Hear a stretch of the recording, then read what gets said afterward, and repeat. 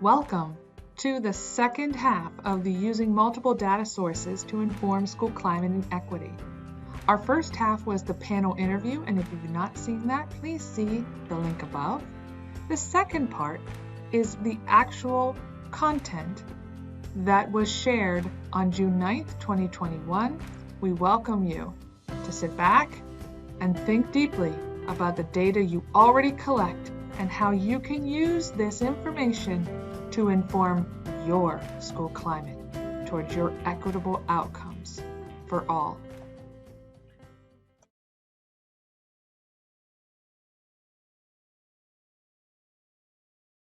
I wanted to share with you, there was a lot of talk about multi-tiered systems of support framework in our Agora panels, and I just wanted to make sure that you knew that there is now some thinking, and this actually came from the academic side.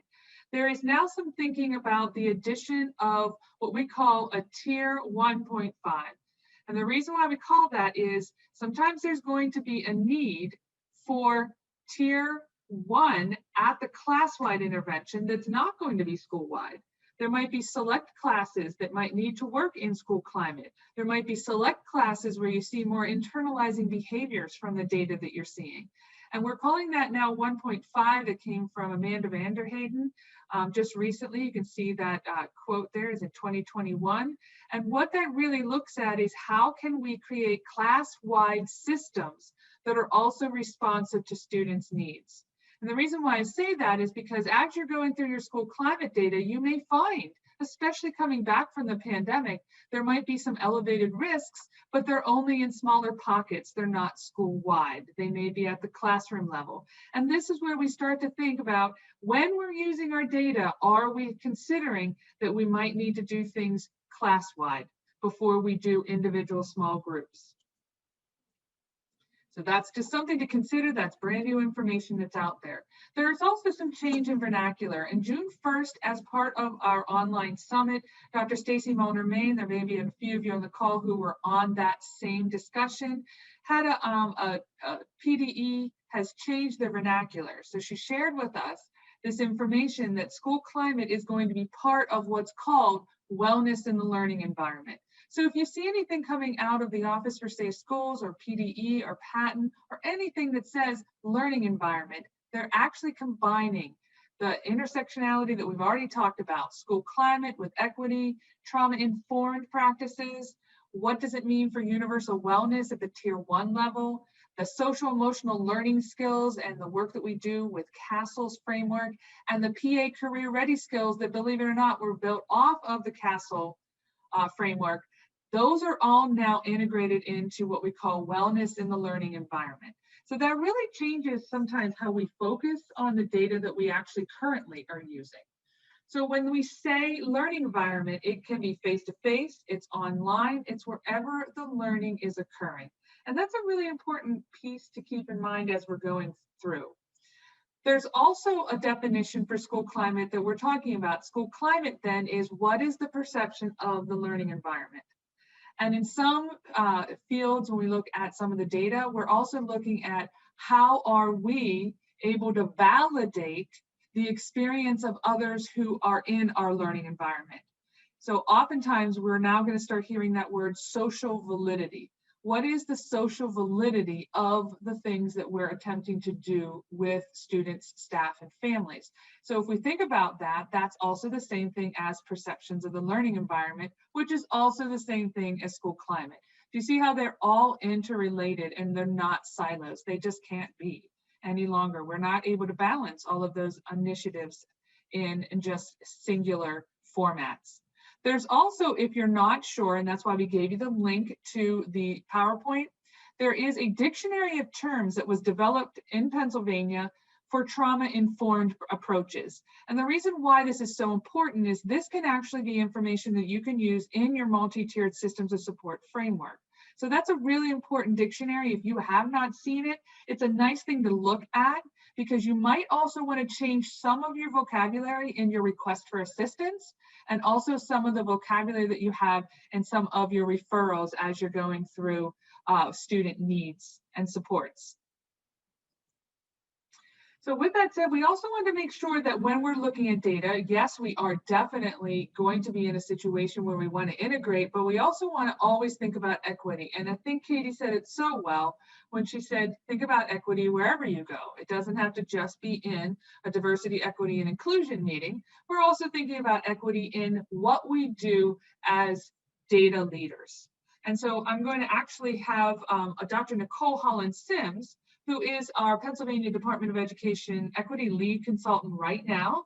And as of July, will be our Chief Equity Officer, the first of its kind in Pennsylvania. So again, if you also see things with Dr. Nicole Holland-Sims name on there, you can actually Google that. There's a lot of conversations that she had. So if you have not heard of Nicole, or if you have not had the opportunity to hear her speak on equity and database decision-making, this is a really great use of your time. We're just going to look at the first 5 minutes, and it's going to be actually talking about that collaborative inquiry. Making. Again, we can look at it as a bridge or a way for us to get to results to ensure that what we're doing with all of the data that we have is effective and efficient. And so Nancy Love, one of the key authors around collaborative inquiry, talks about this concept of a bridge. And I think that this depicts it very clearly. So we have data on one side and results on the other side. And the only way to connect those is through this bridge of collaborative inquiry. So remember, I mentioned us sitting at a data team table and having to come up with how we're going to analyze an action plan and do root cause analysis. We have to think about what structures we need to have in place to engage in that process efficiently. So we begin with professional development, understanding in a session like this, what are our specific roles and what are the things that we need to make the bridge sustain? So one of the pieces we need is leadership and capacity. We know that administrators hold a critical key to the work that we do in schools, but how are we as leaders building capacity among our teachers, among our other staff members, to build capacity in them to take on some leadership around the data? Then we engage in structured collaboration. So as we mentioned, not sitting at the table simply saying the parents this, the child that. We're focused on a structured and efficient process that takes us through a structured agenda that allows us to keep time, to focus solely on the data, to understand that we may not finish everything in this one meeting, but that it will be an ongoing process that will allow us to achieve what we're setting out to do in a structured way. We know that frequent data use is important. So simply looking at data once a year or even twice a year may not be enough for us to make some adequate decisions. And then from there, how are we using the data to inform our instruction or to change how we're approaching certain things? And that's the instructional improvement. To keep the bridge afloat or to sustain the bridge is our culture, trust, and equity. And so we understand that our school culture really tells us if we're in a trusted space where we can have those very critical conversations that allow us to engage in this collaboration. And equity being at the core tells us that we need to ensure that what we're doing is responsive for all and not just a certain group or focusing on just one group at the expense of another. And so with all of that, we get to results, and that is the ultimate goal around database decision making through an equitable lens. So I've mentioned quite a few times that we can be data rich and information poor. How can we be data rich and information rich? George Bash, one of the premier researchers around MTSS, talks about the concept of equity is access, equity is process, and equity is outcomes. So if we reflect back on the bridge that we just covered, we know that access is one of the key components of equity for students, access and opportunity, so that they have the opportunity to be able to showcase what they're strong in, what their assets are. And so with that, we know that equity is also a process. So in that process of going across the bridge, that is the process of us engaging in equitable decision making. And finally, equity is outcomes. So once we've allowed and provided the access and then engaged in the process of ensuring that it's sustainable, the outcome should be equitable to follow. Please make sure that you have the PDF available for this PowerPoint, because on this slide, you're going to have several links that are actually active that take you to the materials that are there. So you can see that there are some new fidelity checklists that some of you may have not seen. So when we think about data, we think of it in the lens of three different ways of measuring. We look at process and fidelity. We look at perception, which is the social validity part of what we were just talking about through some of the work that Agora did. And we also look at what are outcomes. What are we actually measuring? What are we comparing to? So we think about that. We think about some of the fidelity checklists that are already available. The team implementation checklist is part of our PBIS methodology. It's one of the first things that you use when you get trained. The benchmarks of quality looks at tier 1 fidelity. The tiered fidelity inventory measures all three tiers of PBIS. And when you look at the tiered fidelity inventory in reading that was developed by the state of Michigan, that's also a fidelity checklist that is curriculum independent, that really looks at process and fidelity. Anytime we put in action plans and task lists, that's also a process and fidelity. And what you want to be able to do is look at the process and the fidelity first before you are looking at social validity and outcomes. Why is that important? Because if we say we're going to do something, has it made an impact? And that's where the social validity comes first, and then the outcome comes second. So some of the social validity that we have in our PBIS framework is a self-assessment survey. That's one that staff takes. Our network requires 80% participation so that you can use that data in a meaningful way. We have the school safety survey, which is also used by the Office of Safe Schools. So a lot of people have used that survey in connection with some of the safety initiatives that they've had. And that's a social validity, looking at how the protective factors and the risk factors, how they interact with each other. But you also looked at the school climate surveys that you heard Agora talk about. We have school climate surveys available through PBIS assessments. We have school climate surveys available between PDE, which is what Agora used. We have school climate surveys that some have used that have been homegrown. So there's a lot of different climate surveys that really get you that social validity. When you use a school climate survey, just make sure that you're thinking, are we actually validating what we hold and value? And that's going to be a real driving force to when you're making or using any school climate survey.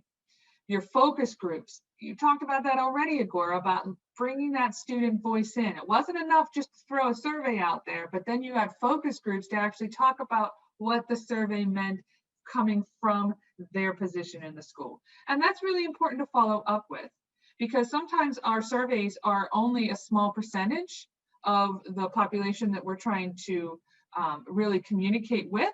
And if we end up doing things with focus groups afterwards with that data, we get much more rich data, which is exactly what Kimberly was explaining when we talked about how the students were used in the development of this process. So those interviews, social media as well. Sometimes you can take a look at social media. How many people are liking some of the posts that are organizationally based? Does that need to be increased? Do people actually know what's going on? We talked about the Pennsylvania Youth Survey. We talked about the Indicator 8 survey. That's the link that goes straight there.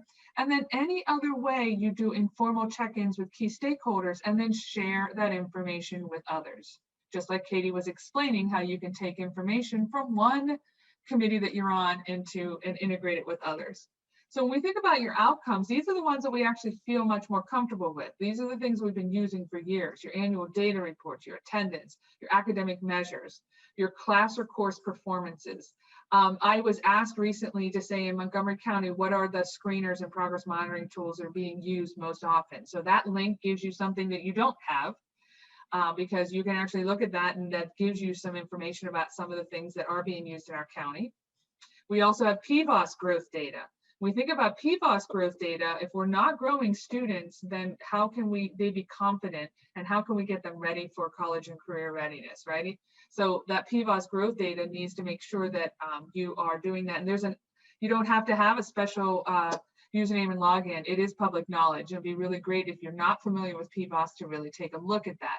Additionally, other outcome data you might want to look at are discipline referrals or incidences that are occurring in your school. And one of the most important things, and Katie touched upon this as well, is equity reports. Who's benefiting from the discipline referral process, and who's benefiting from the processes you have in place for strong school climate and classroom management? Who's benefiting from that? And we get that through disaggregation, through multiple demographic identities. And one of the things that really came out of looking at some of the data was some of our marginalized students still don't have a voice yet. So we're looking at our LGBTQ student community, and we're also looking at some of our students of color, and especially in the state of Pennsylvania, students with IEPs as well. So that disaggregation is also look to see whether or not the outcomes are actually producing what we said we wanted to do as far as fidelity. These three are powerhouse methodologies. By doing all three and having a nice balance of all three, you get a real good picture of what's going on, and you can do that database decision making. You'll have less disproportionality because you will have looked at what you are doing in whatever integrative system that you're working in, whether it's MTSS for behavior, PBIS, whether it's multi-tiered systems of support for academics, whether or not you're doing school climate, whether or not you're working on DEI. I think I've done all of the buzzwords. Carrie, correct me if I have any others I have to add. But if you look at your data through these three lenses, you'll have a very good understanding of where you want to move to next, and you'll be able to get to that root cause analysis. No more buzzwords. Thank you, Carrie. No more buzzwords, I promise. So oftentimes you hear about an early warning system. And one of the reasons why we talk about early warning systems is dropout can be predicted as early as kindergarten. So when we think about kindergarten, we also think about the fact that some states use kindergarten literacy rates to determine the number of jail cells that they need. And that's not something that we want to hear about, or we want to understand, or we want to know about even. The idea, though, is if we have an early warning system, we can be much more promotive and preventative. So when we think about early warning systems, it's not about adding another layer of data. It's about using the data that we already have and determining a multi-factored risk determination. And what that actually means is that you're going to look at what information do you have, and if a student is not successful on that particular piece of information, where is the risk and when does that happen? Oftentimes we can do that through case studies, and we can also do it through some of the basics that we all collect as schools. So we all collect attendance, and that kind of shifted a little bit this year, right? But we all collect attendance. We all collect behavior in some way, and we all look at grades or how students are progressing through classes or through certain skills that we're working on, whether it's ELA or math. We all collect that. That's something that has been collected since No Child Left Behind and sometimes before that. So when we think about it, our PDE created an early warning risk factor, and they did a study. They did a case study just like I was suggesting that you think about case studies for your own school. So they looked at attendance, and what they found were students were at risk potentially for dropout when they had less than 80% attendance. And that one even included when students missed instruction for legitimate reasons that were excused. So that's a risk factor. It doesn't mean that alone that risk factor says the student will drop out, but that's something to think about, because that is one way in which there is a risk that can be added into a multi-factored system that you have for risk. Another was behavior. So it wasn't the intensity of the behavior that created the risk. It was actually the frequency count. I thought this was quite interesting, because when you start to look at removing students from instruction and starting to look at, in working with that student with behavior, and you're pulling the student out of the classroom, when that happens between 4 and 5 times, that's a moderate level of risk. When it's more than 5 times within the year, that's a higher level of risk. So again, starting to look at using these ideas and think about, what do you collect that also indicates risk? Looking at course grades. A lot of people do this already for the PIAA sports, but anything that's in the D and F report, or anything that's less than a 60%, when we're starting to think about skills assertion, you have to start thinking about, wait a minute, that could be a risk factor. Other risk factors that schools who have done case studies with us have identified were average number of self-referrals to the nursing office. So not the number of referrals on an integrated health plan, but how many students actually went to the nurse on their own volition, and it was a self-referral. So students, the average for the school was calculated, and when students reached above that average, then what they did is said, whoa, that is a risk factor. It doesn't mean that that's going to be the only factor that we're going to problem solve around, but then that also gets added to an early warning system. So again, we always include attendance, behavior, and course or class performance, but we also might want to think about other indicators that you're starting to see in the data that you already collect. All right, so moving on. Never look at data without a question. So as you are starting to think about what you want teams to analyze, giving them questions is the best way. Because what you don't want to do is you don't want to just give information to the staff. That's where you get information poor, right? Information rich has a systemic way of thinking about a data source. So what we used with Agora, for every data source, we generated questions, and then we delve into the data to answer those questions. And that's really what you want to do. So those questions can be general, they can be specific, and sometimes you can use those questions to coach up what the data source actually provides, and more importantly, what it doesn't provide. Because sometimes people will take that data source and create a conclusion, and that's not necessarily what that means. So again, you want to use those questions to help coach up the knowledge of the staff that's going to be looking at the data. And we did that as well. We walked the walk when we were with Agora. There is a new book out. It's fresh, hot off the presses. In fact, I had to get it out of Kindle. It's called The Data-Driven School.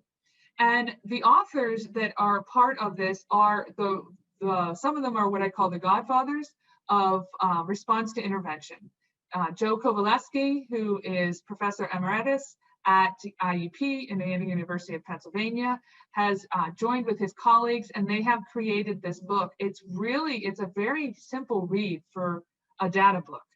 And it has a data book PowerPoint, which we have connected to this PowerPoint. Thank you to Karen Stover Perry for that. But what this does is it really looks at using these kinds of questions to help any data source to be analyzed in a way that is useful for the team for problem solving. Alternately, I'm using the word learning environments now, because learning environments is inclusive of equity, social emotional learning, right? And school climate, all of that. So when we look at guiding questions for learning environments, here are some other questions that can be posed.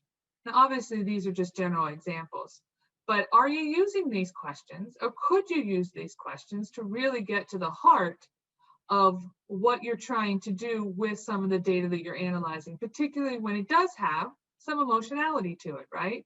Because when it comes to the learning environment information, sometimes it can have some emotions that are connected with it, more so than the letter sound fluency, right? Which you might see in academics. So one of the things we want to talk about is sometimes you will ask a question using a tool. Now, some of our schools are using SWIS, School-Wide Information Systems, and they have core reports. You may be using in some of your other data warehouses, you may be having some core reports as well.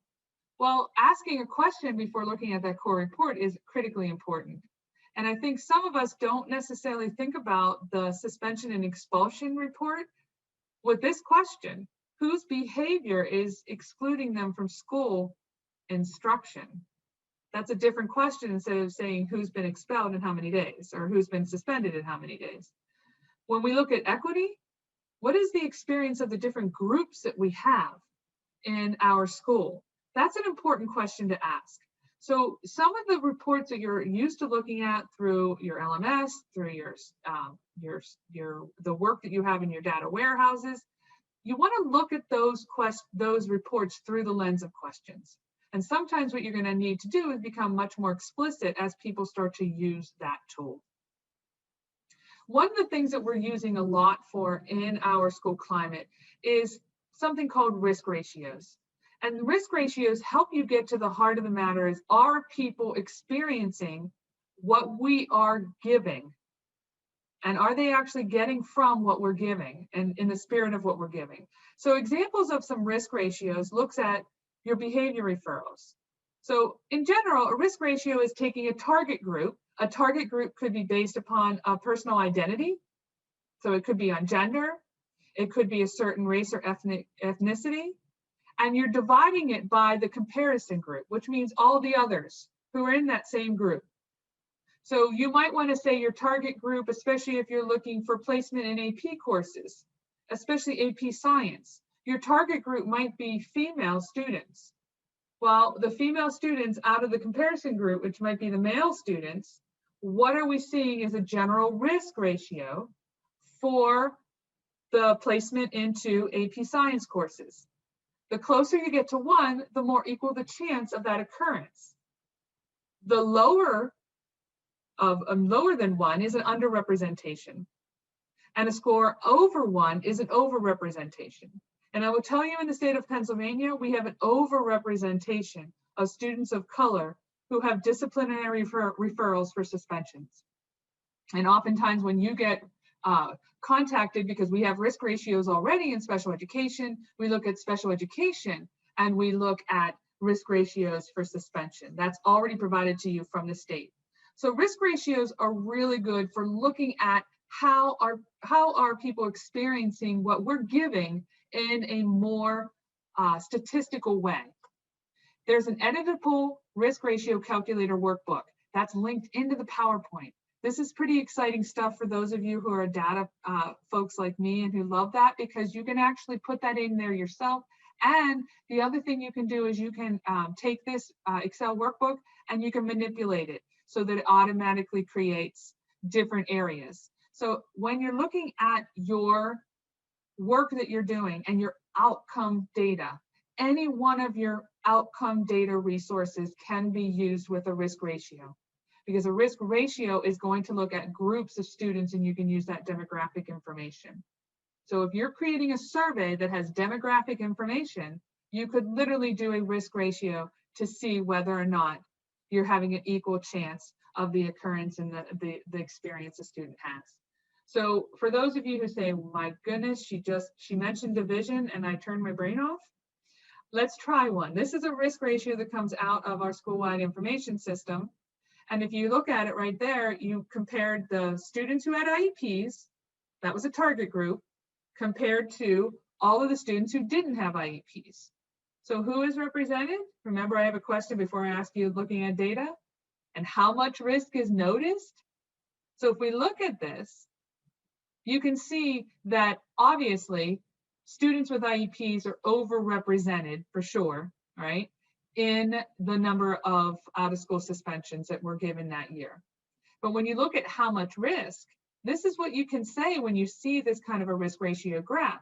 You can say a student with an IEP at this school has 7.6 times more likelihood of being suspended.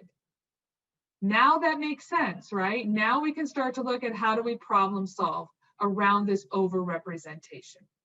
Let's do an academic one.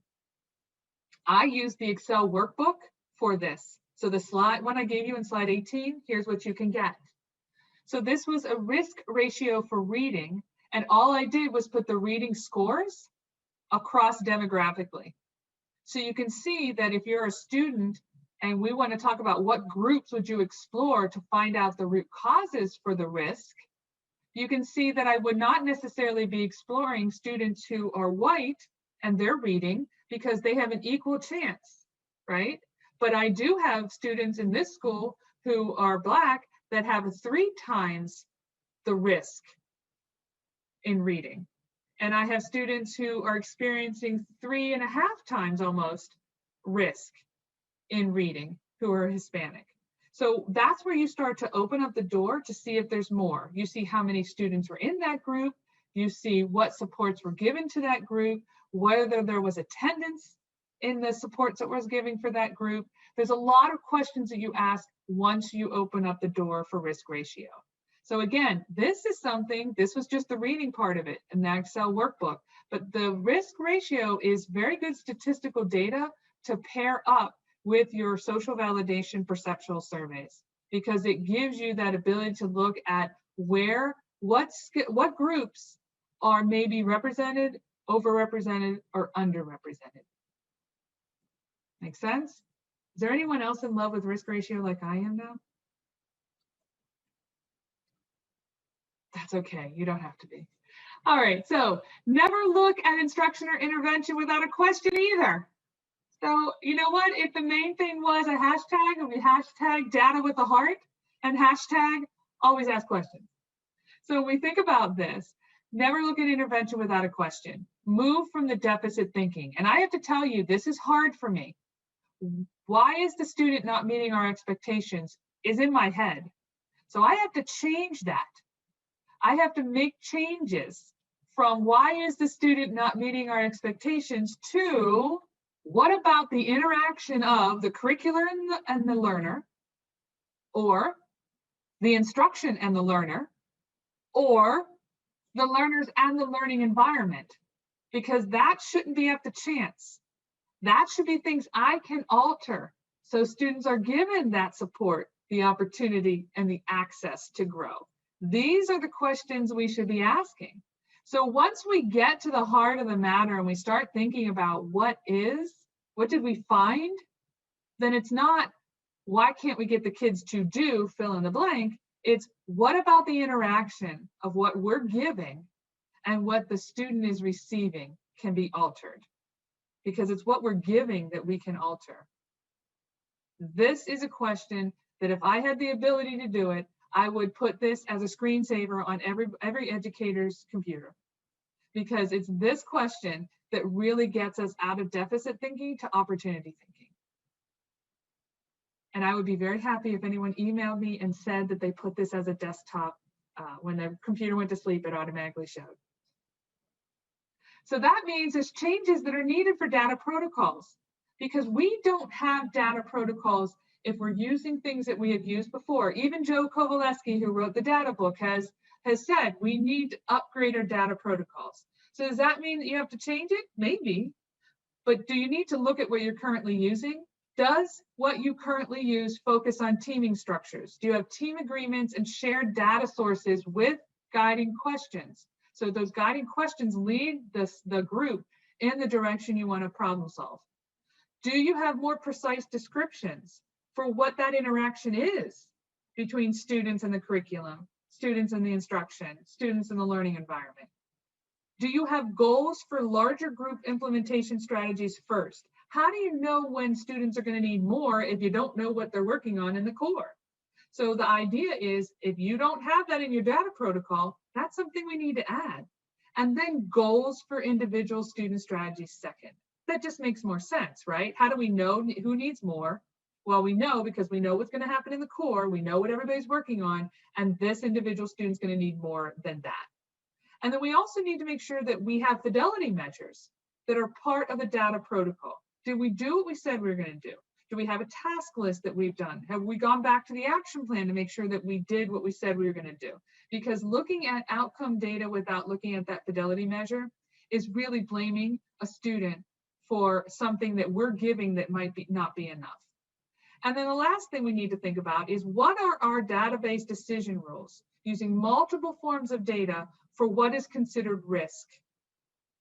And what are our database decision-making rules for what is considered disproportionality? And when do we need to determine whether that disproportionality answers that question, who's not benefiting? And that needs to be part of our protocols. And I'm going to argue that we probably do not have protocols at this moment that we may be using that have all of those features. Unless, Karen. So many of you on this call are familiar with the team initiated problem solving tips process. That is one of many data protocols. Um, this one we use in PBIS because, again, it's research and evidence based. And it covers back, if you go back that one slide, every single one of these, it incorporates all of them. So if you can sit back and relax and not have your head roll off your body after this presentation, give me 10 minutes at the absolute most, and I'm going to fly through what is team initiated problem solving. So Beck, I'll tell you when to click. Okay, unless you want to share your screen, I'm totally fine. Oh, no, go ahead. Okay.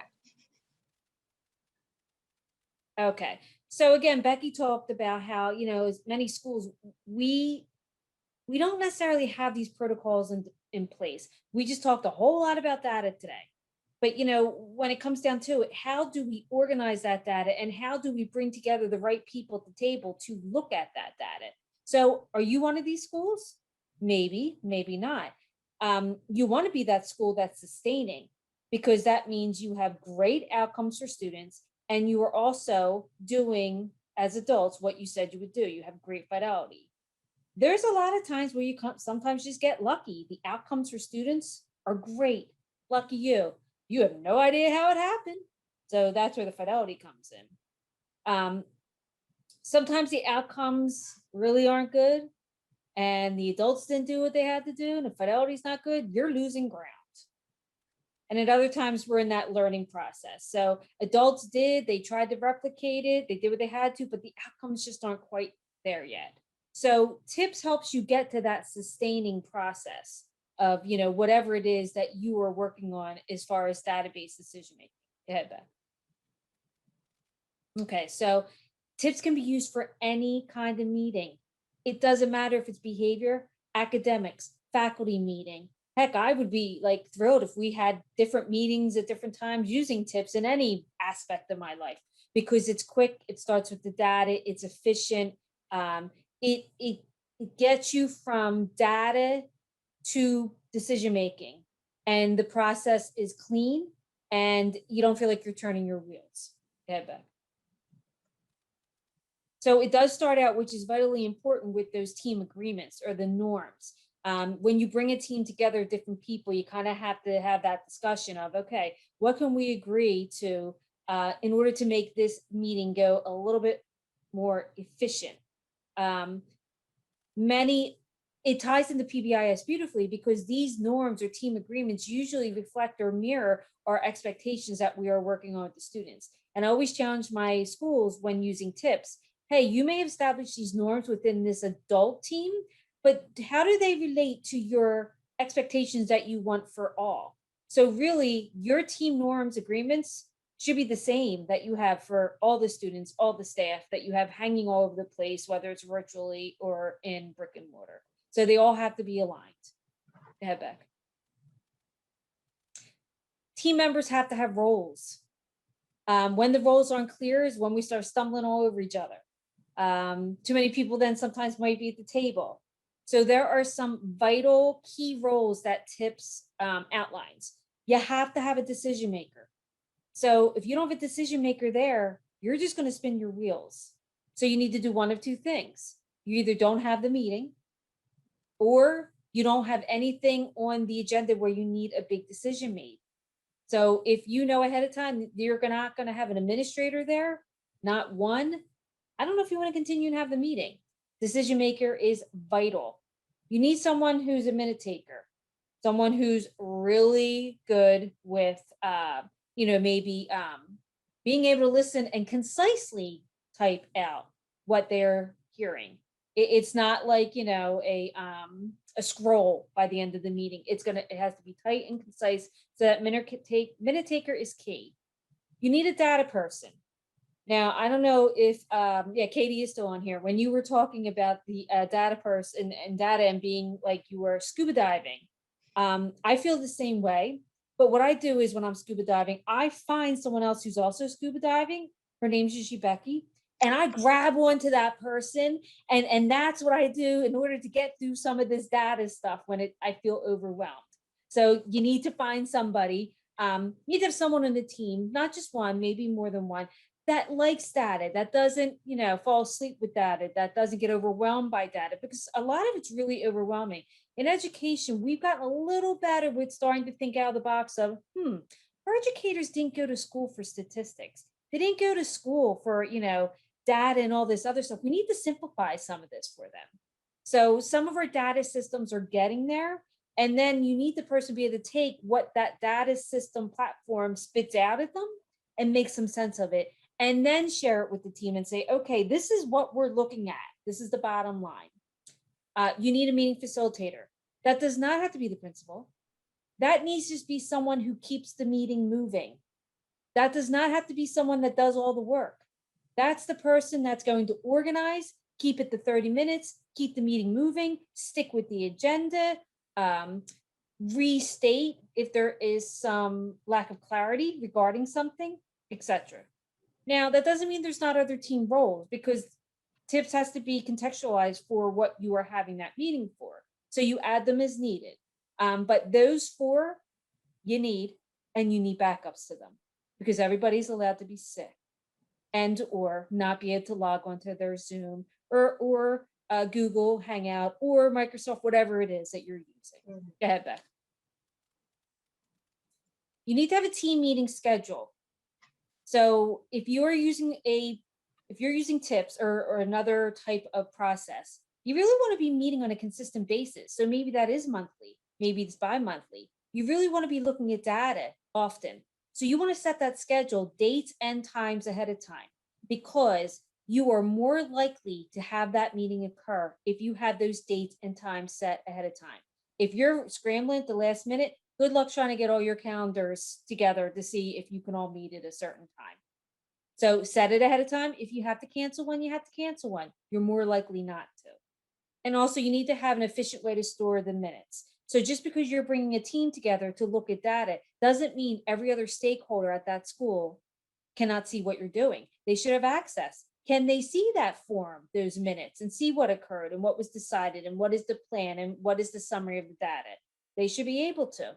So whatever platform you use in that respect. Yeah, Beck.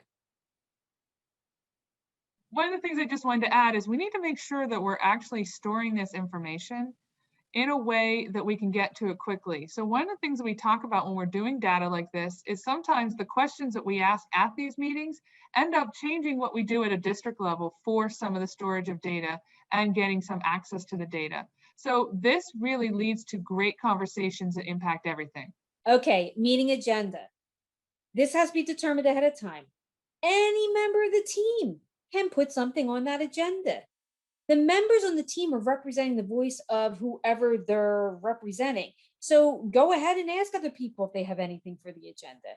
But don't feel like this agenda is held only by that facilitator or maybe that decision maker. It's held by the entire team. So if you have agenda items, put on the team, put it on the minutes, put it on the form, send it to whomever.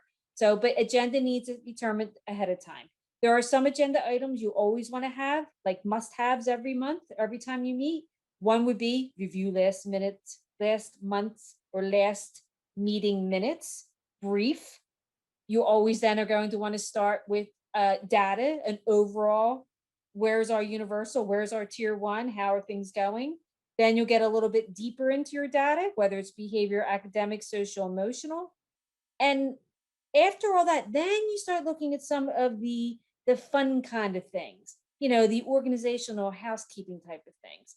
If you don't maintain that structure, we will always revert to the fun stuff, what I call the fun stuff.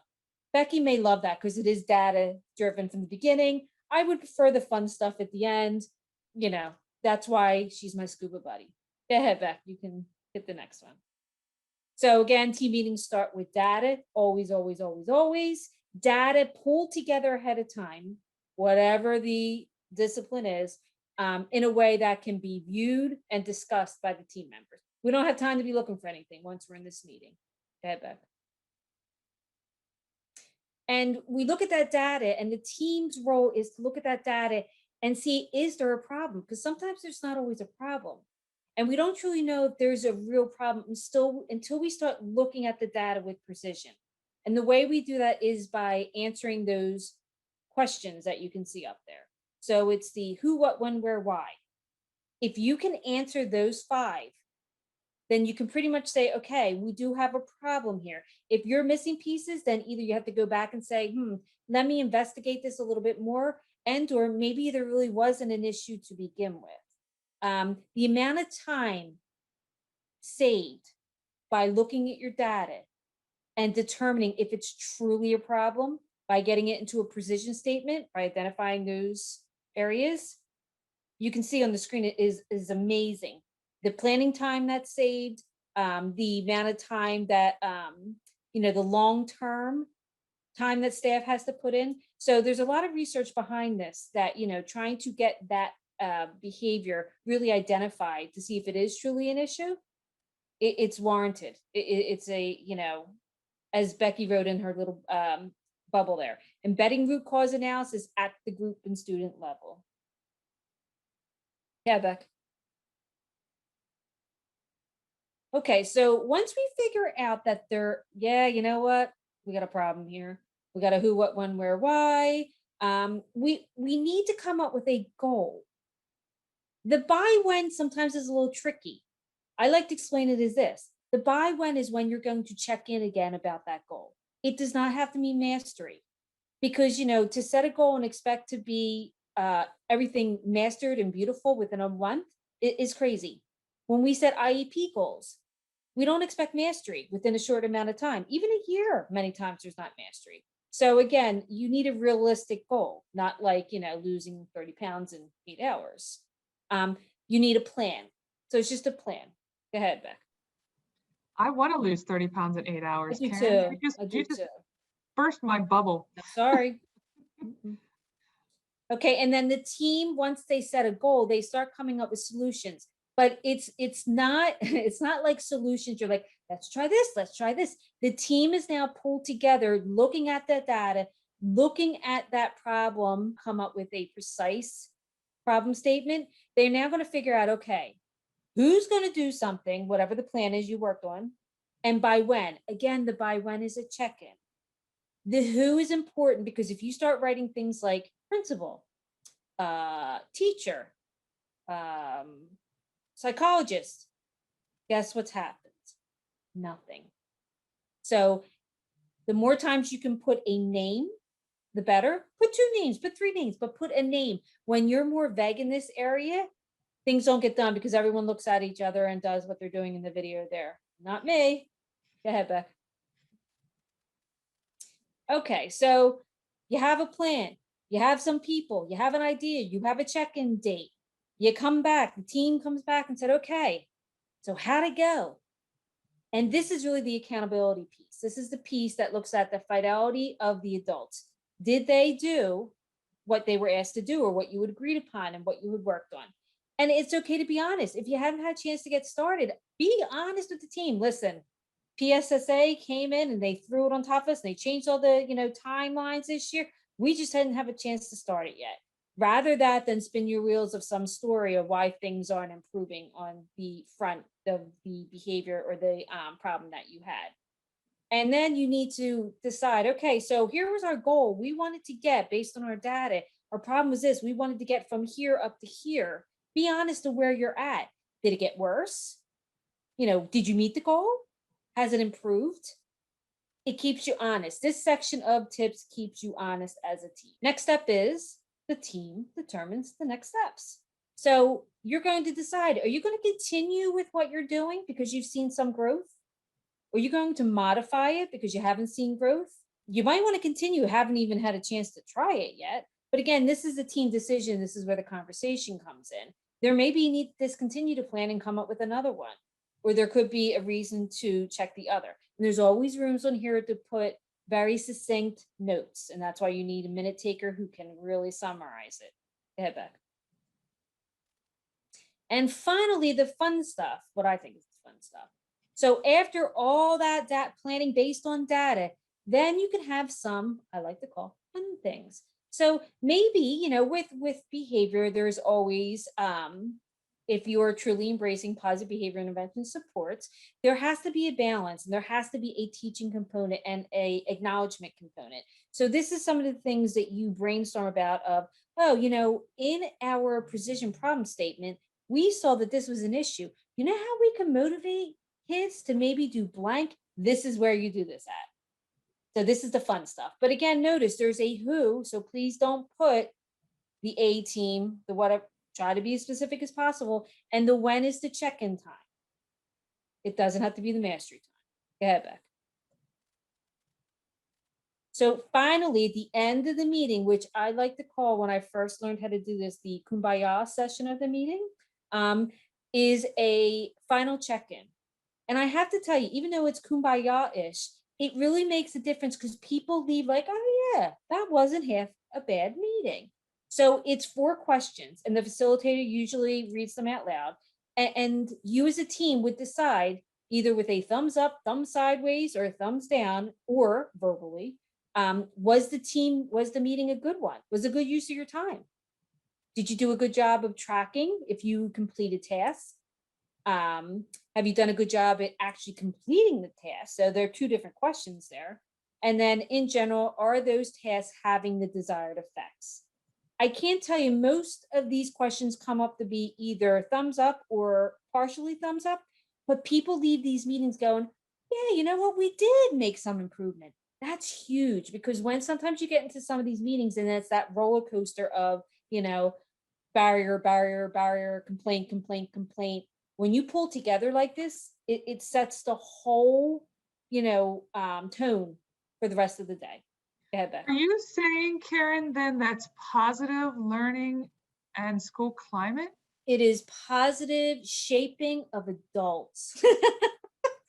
Positive behavior, attitudes of adults. It is the reframing. It's someone had mentioned today, the choice of language and similar vocabulary. That's what that is. Yes, So that was more- Kimberly. Thank you, Kimberly. For more information, here's my commercial. For more information, there's a lovely video here. It's a nice quick one that Becky put together that goes into a little bit more depth. But here's the actual commercial. Becky and I will be offering in the fall and in the spring next year tips for both academic and behavior. We'll be offering tips for universal and for advanced tiers. So stay tuned. Let's try. So in the last word, using data, just like Jeff said, takes time to develop.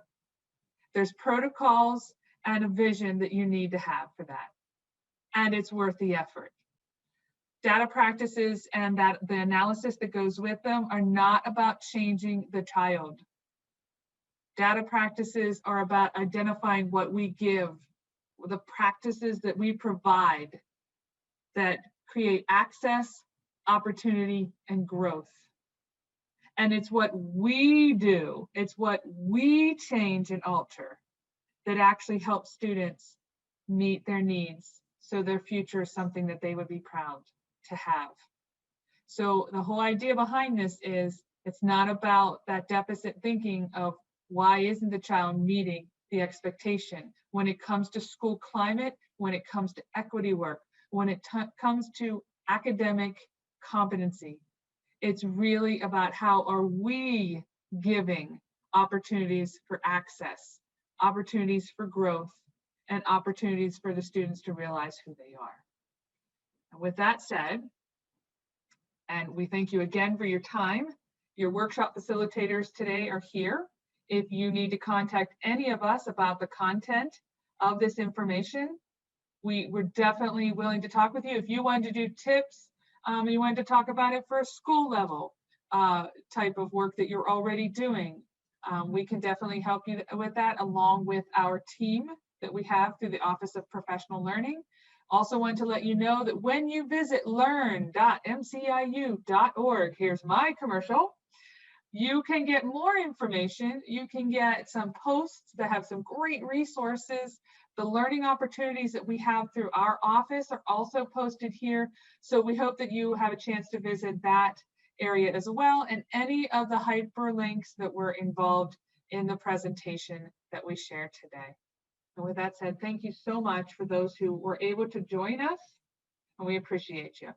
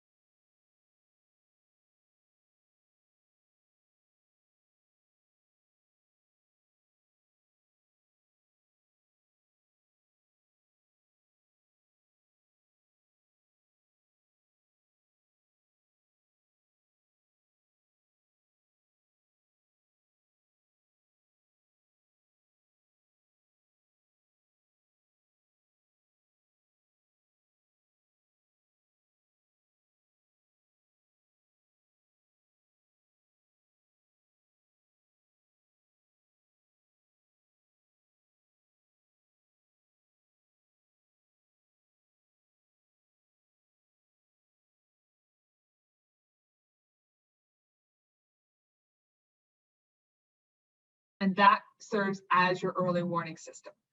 So I'm going to ask you, when you think about school level, grade level team meetings, do you use and include that early warning system information?